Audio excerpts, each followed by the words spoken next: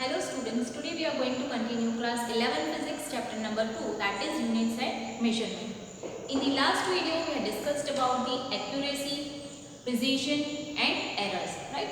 So first of all we will recall what is accuracy. Accuracy is what? That means what?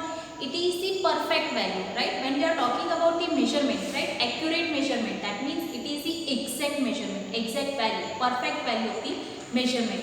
That means we can say, we had also discussed the definition, that is the closeness of the measured value to the true value, and true value is what? It is the exact value, right? That means whenever we are taking the measurement, that measurement is called as the measured value. That measured value should be close to the true value, right? So this is the definition of the accuracy, closeness of the measured value to the true value.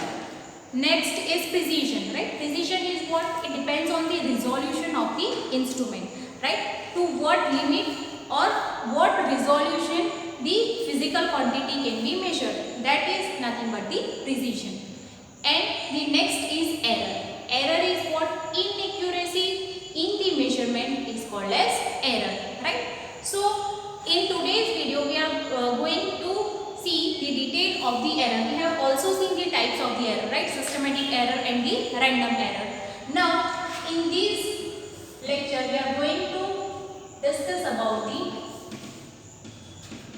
estimation of errors. Okay. Now see, whenever we are doing experiment, right? For the experiment we are going to take number of readings, right? We will be observing, we will be taking number of observation, we will be writing number of readings, right? Why we do it? Why we take number of readings in the practical? To get the accurate value. But it is not possible to get the accurate value, right? In every reading we are going to get error, right? And we do not know whether that error will be positive or negative. The value which we are getting, the measured value which we are going to get in the experiment, that may be either greater than the true value or it will be less than the true value, right? So what sort of error we will be getting, that is not known. So we need to estimate that, right? So here we are going to discuss about the estimation of errors. So estimation of error is necessary when we are performing the experiment, right? Because we know that we are not going to get the exact value, we are not going to get the perfect value in the experiments, and that is why we do number of readings, we do number of observations and get number of readings, right? So there are three ways to estimate the errors, right? The first is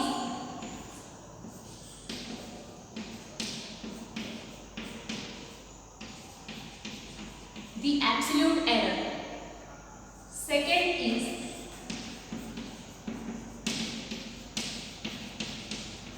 relative error.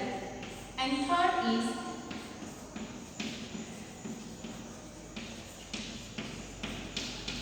percentage error. Right? So first we will discuss about the absolute error. What absolute error is?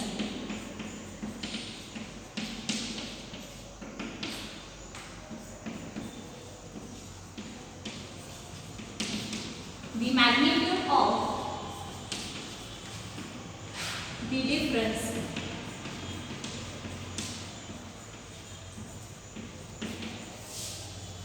between the true value and the individual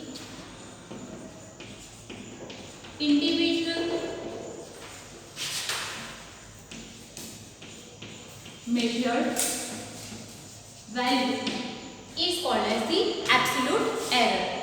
The magnitude of the difference between the true value and the individual measured value is called as the absolute error, right? Now see, as I have said that when you are performing the experiment, we take number of observation, right? Suppose we are taking 5 readings. Suppose we want to measure any physical quantity. Let us take it as A.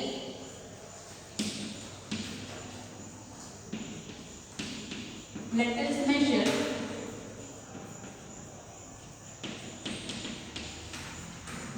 the physical quantity A, right? And we are taking number of observation, we are taking number of readings. So let us say that A1, A2, A3 up to AN be the number of readings. That means these are nothing but the measured values, right? First time we take the measurement, we are getting the value as A1. Second time we are taking the measurement, we are getting A2. So number of times we are taking the observation, we are getting AN measured values, right?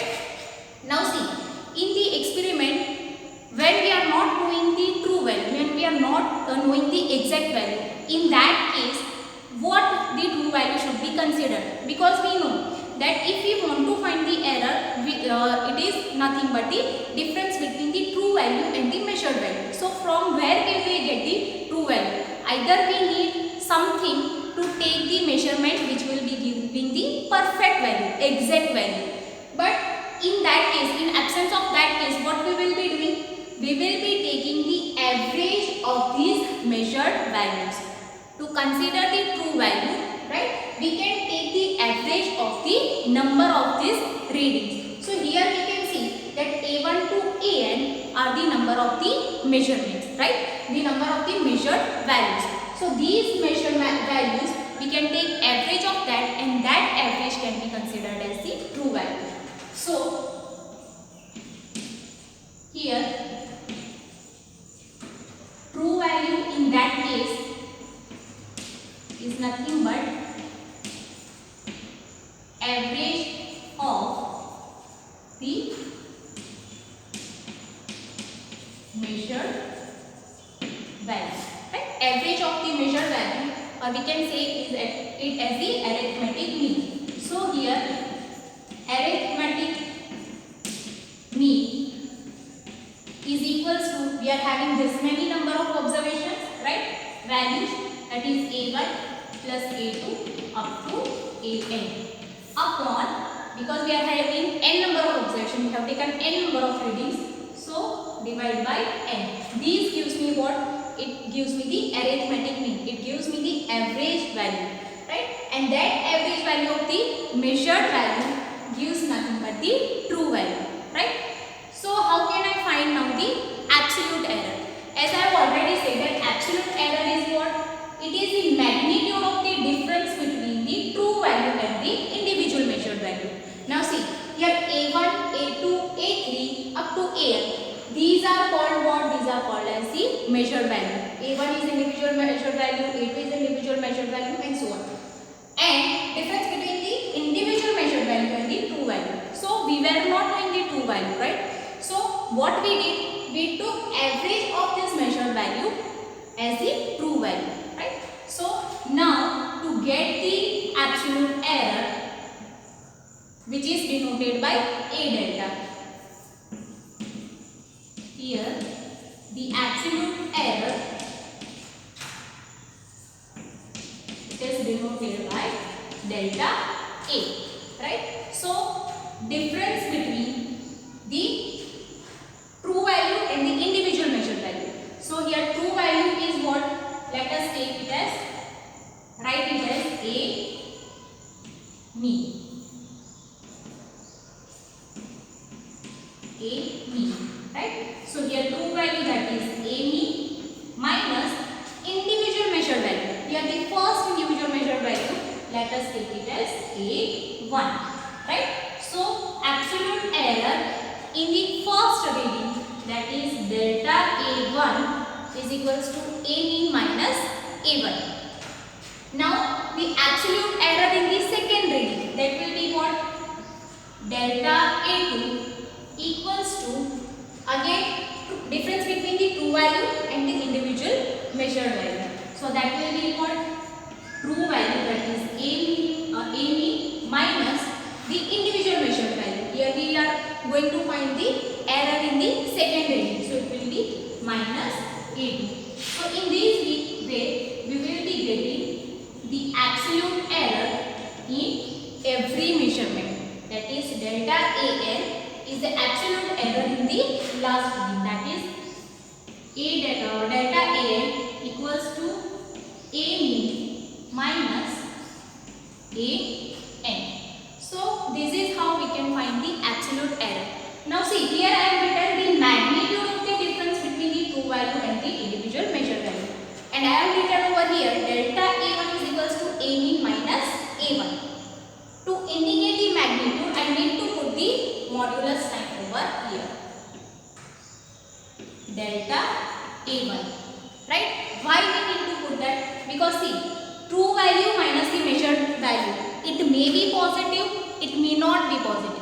Either this value will be positive or it will be negative, right? But when I take the modulus form of that, you are already knowing when we take the modulus of any quantity, it indicates what? It indicates its positive value, right? So when I take the magnitude of the difference between the true value and the measured value, I will be getting the positive value.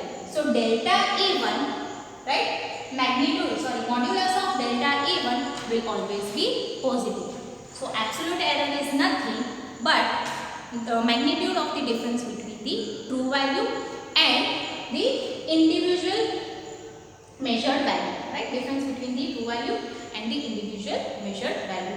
This is how you can calculate the absolute error in every reading. So students, first of all you may note down this.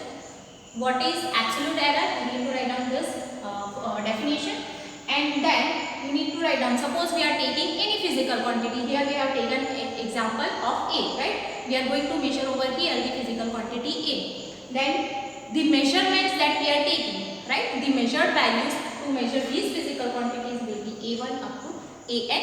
We have taken n number of readings. True value we are not knowing, so what we have done? To get the true value, we are taking the average of the measured values. If we take 5 readings, right, then we need to take the average of that 5 readings to get the true value.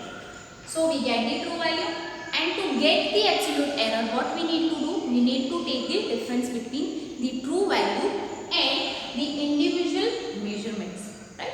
So you may note down this also.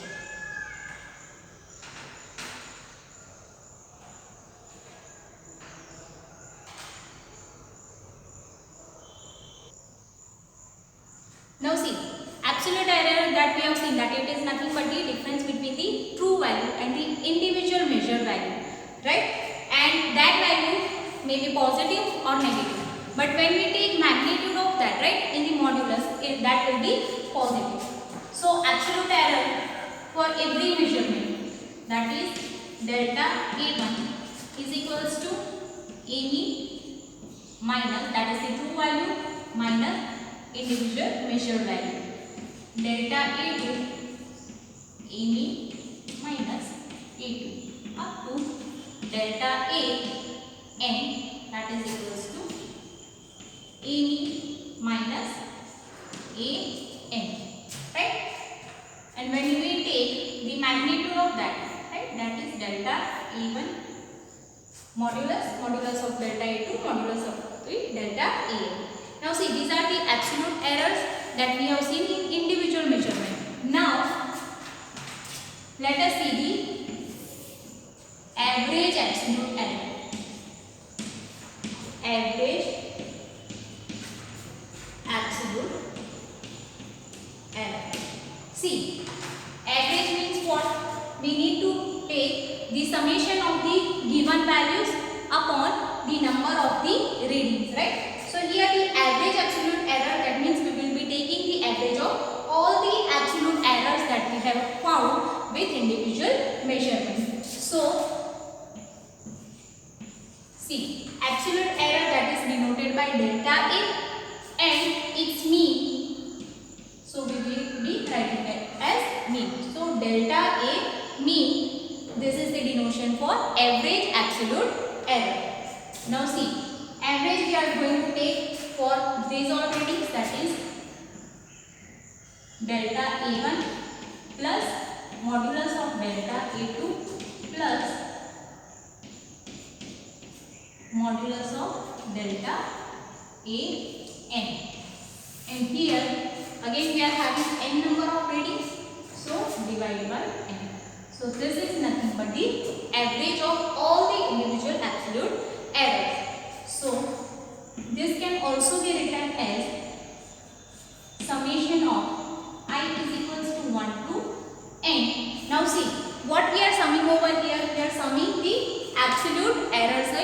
every individual measurement, right? So we can write it as delta A. Here see, we are having absolute error in first reading, second reading up to n number of reading. So in common we can write it as I, right? Delta AI, where I is equals to 1 to n. That means from delta A1 we are going to take summation up to delta AN, right? Upon n. You can write like this. So this is nothing but the average absolute error, right? So you can note down this first, the average absolute error. It is nothing but taking the arithmetic mean or taking the average or mean of all the individual absolute errors. So students, you may note down this first.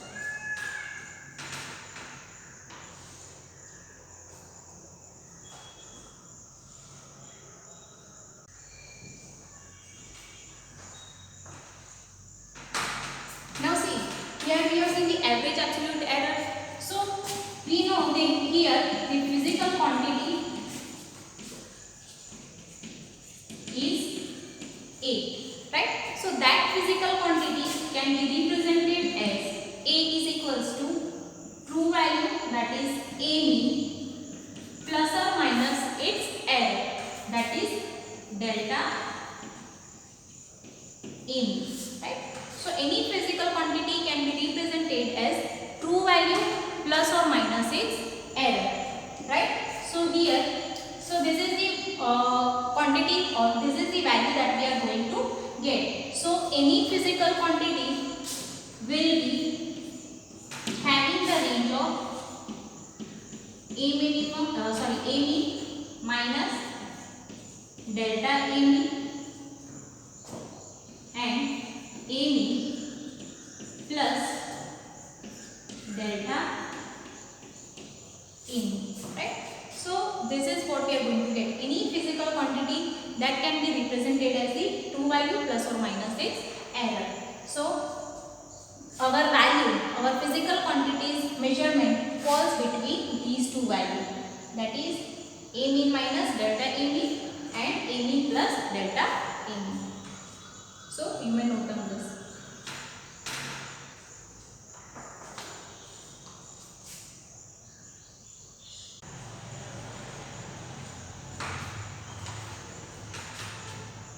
The second way of estimation of error, that is the relative error.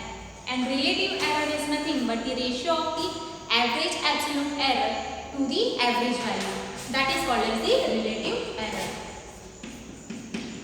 It is the ratio of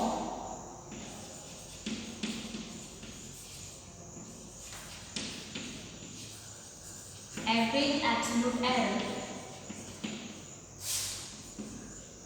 to the average value. It is denoted by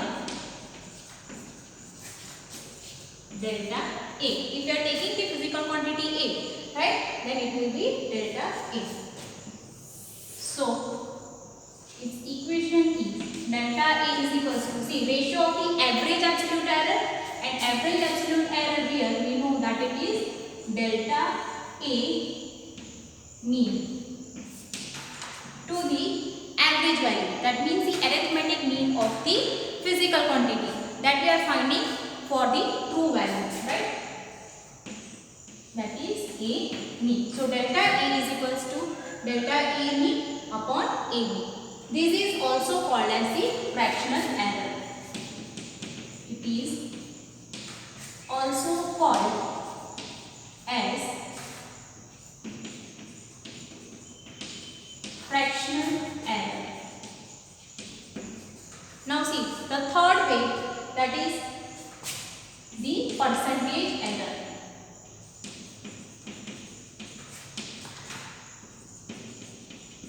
Last way of estimation of error is the percentage error. Now see, percentage, that means we need to find the error in terms of the percentage, right? So here whatever relative error that we that relative error we need to take in terms of the percentage, right? So the relative error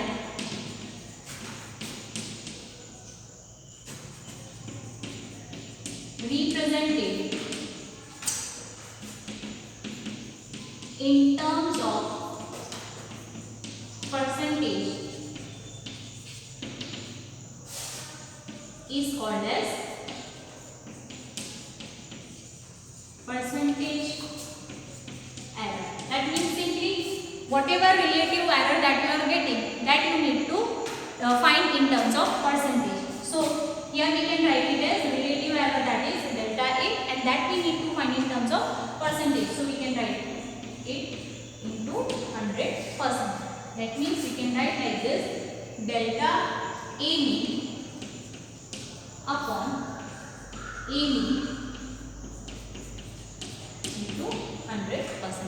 So this is about the estimation of errors, right? First we have seen the absolute error, right? Then the average absolute error. The second way of estimation of error is the relative error, and the third way of estimation of error is the percentage error.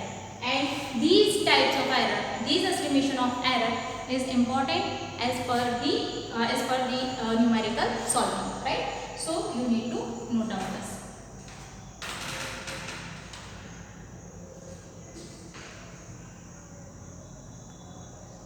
Now see, to understand absolute error, relative error and percentage error more clearly, let us now see example, right? Let us take one of the numerical. We measure the period of the oscillation of a simple pendulum, right? Here we are talking about the experiment of the simple pendulum, and we are noting the oscillations of that, periodic time of that.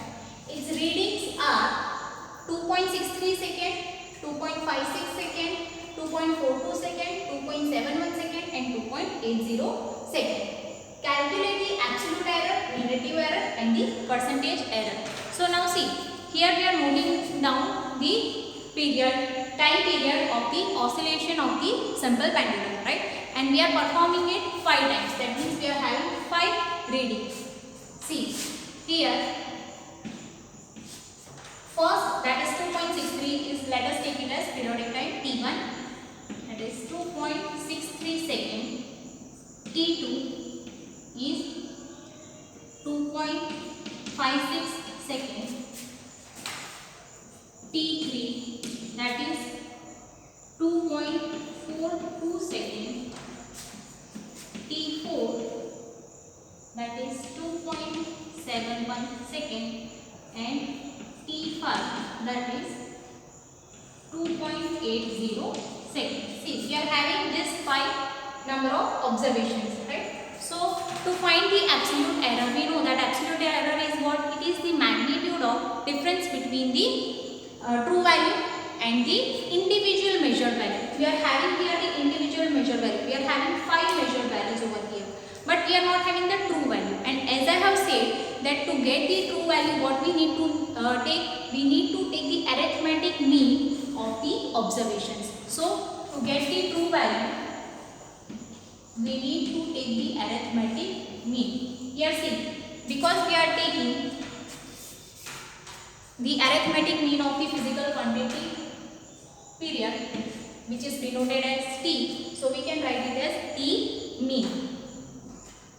So taking the average of all the 5, T1 plus T2 plus T3 plus T4 plus T5. 5 observations, so upon number of observations, that is 5, right? So T1 that is what? 2.63 plus 2.56 plus 2.42 plus 2.71 plus 2.80 upon 5. So when we take addition of this, we get 13.12 divided by 5. So the value that we are getting over here, that is 2.56 6 to 4. But see, here the resolution we are taking it as 0.01 second, right? That means we need to consider the value up to 2 decimal point. So taking up to 2 decimal point, we need to see the third value, right? That is the this digit, that is 4. And if we want to take up to 2 decimal point, here 4, that is less than 5, that means we can write over here as 2.62 second.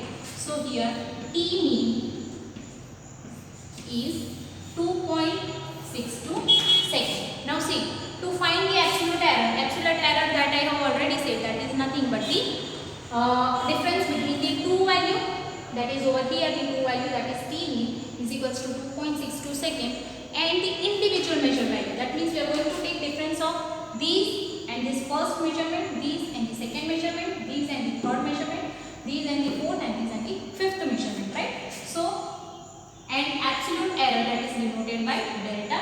So delta T1 is equals to, that is the first measurement, right? We can write it as T1 minus T mean. See, we can write it as T mean minus T1 also, right? Because I have already said that here we are going to consider the modulus of this value, right? Magnitude of this value, which is always positive, right? So if we get the negative of this value also, we are going to consider it as positive. So T1, that is 2.63 minus T mean, that is 2.62, which is equals to 0.01 second, right? Now delta T2, that is equals to T2 minus T mean, which is T2, that is 2.56 minus 2.62, which is equals to 0.06 second, right? Here it will be negative value. Okay. Now delta T3, that is T3 minus T mean. T3, that is what? That is 2.42 second. 2.42 minus T mean, that is 2.62. So that becomes minus 0.20. Then delta T4, that is T4 minus T mean. T4, that is what? That is 2.71 second. 2.71 minus 2.62, which is 0.097. Okay. And last is delta T4. That is what? T5. T5 minus T mean. And T5, that is 2.80 minus 2.62, which is equals to 0.18. So these are the absolute errors. Delta T1, delta T2, delta T3, delta T4 and delta T5. These are the absolute errors. Now we will be taking the average absolute errors. First of all, you may note down this.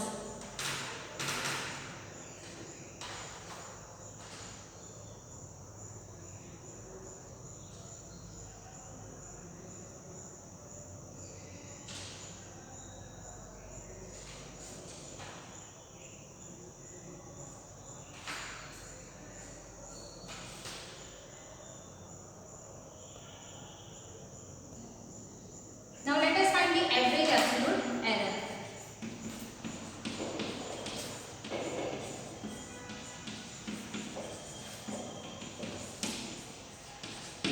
See, average absolute error, that means we need to take the average of the absolute errors of the individual measurement, right? So, and it is denoted by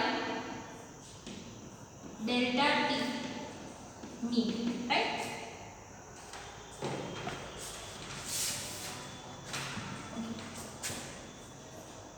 Delta T mean,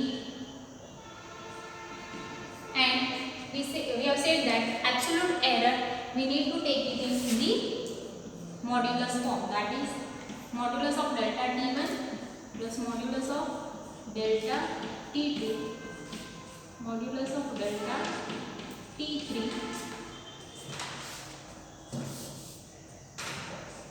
plus modulus of delta T4 plus modulus of delta T5 upon 5. So here that is equals to what? Delta T1, that is 0.01 plus delta T2, that is minus 0.06 plus delta T3, that is minus 0.20 plus 0.09 plus 0.18 divided by 5. So now see, in modulus when we take out, the value becomes positive, so it will be 0.01 plus 0.06 plus 0.20 plus 0.09 plus 0.18 divided by 5. So this value becomes 0.54 by 5 and its value becomes 0.11, right? So delta T mean is equals to 0.11 second. Now see, now we will be finding the relative error. We found the average absolute error, that is delta T mean is equals to 0.11 second. Now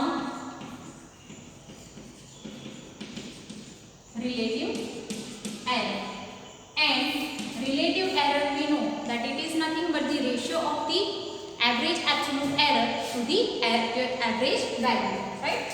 So, and it is denoted by delta T, right?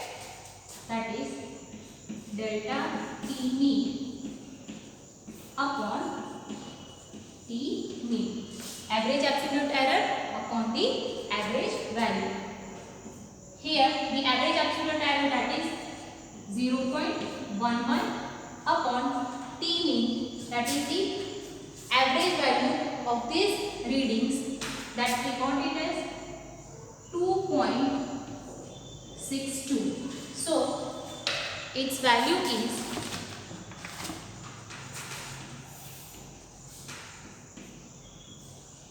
0.042, right? So the relative error delta T is equals to 0.042 second. Now the last we need to find it as percentage error.